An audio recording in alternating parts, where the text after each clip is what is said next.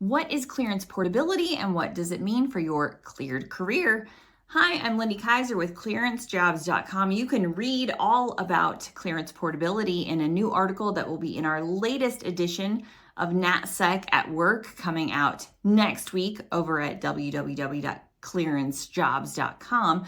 But for now, we wanted to highlight this key concept that has been a topic of security clearance reform for at least 5 years, probably longer. It is something that Senator Mark Warner has talked about. It's something that folks in private industry like Kevin Phillips have talked about.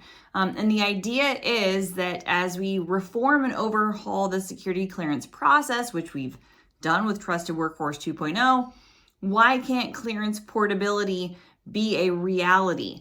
We know that we're in the implementation stage or phase of Trusted Workforce 2.0. So, hey, is your clearance portable and can you take it with you?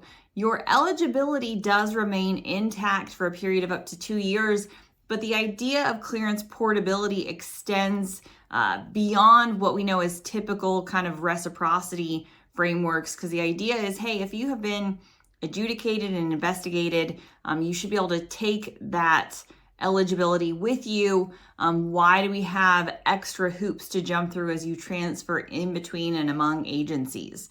So I expect to hear more, to read more. Again, you can read more at ClearanceJobs.com about clearance portability in the year to come, because again, as we implement all of this stuff from Trusted Workforce 2.0, it's time to look into the details, right? A lot of agencies have kind of created good news stories for reciprocity in the sense that they can make that security clearance adjudicative decision, transferring a clearance in maybe a week, but there's a lot of other steps and processes baked into that that can extend that timeline far beyond what we're seeing reported for a reciprocity transfer. So we're going to be talking about clearance portability. We're going to be talking about how that eligibility can transfer. Definitely something that folks are following, as we have a lot of folks who have left federal government and federal service, but have that security clearance career credential in hand. Your eligibility does extend for 2 to 3 years, potentially longer in the years to come under Trusted Workforce 2.0.